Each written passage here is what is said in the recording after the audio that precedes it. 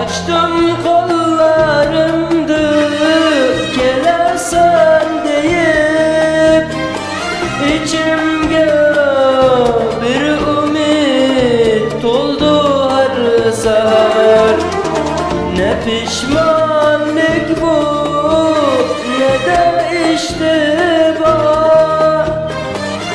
ümidim içimge dert buldu her gün. Geceler soragan uykusuzlik bu, menga ko'rsatganing insonliging bu.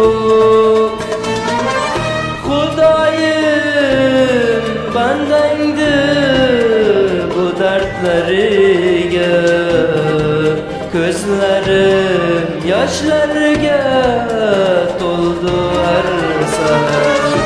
Xudoyim bandangdi bu dardlariga, ko'zlarim yoshlarga to'ldi har sahar.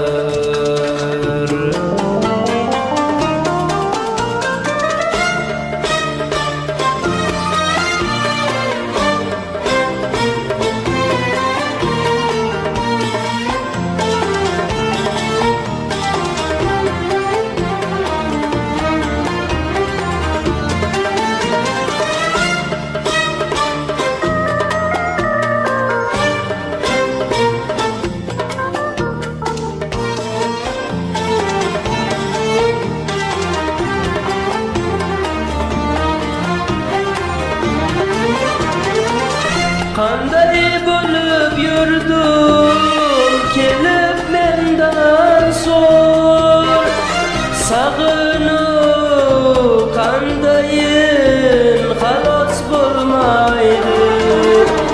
Ko'zlarim har yerga tutilib qoldi, xotiralar ishqimni oldi har sahar.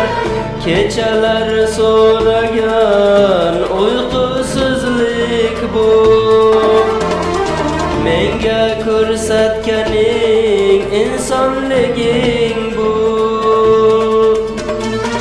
Xudoyim bandangdi bu dardlariga, ko'zlarim yoshlarga to'ldi har sahar.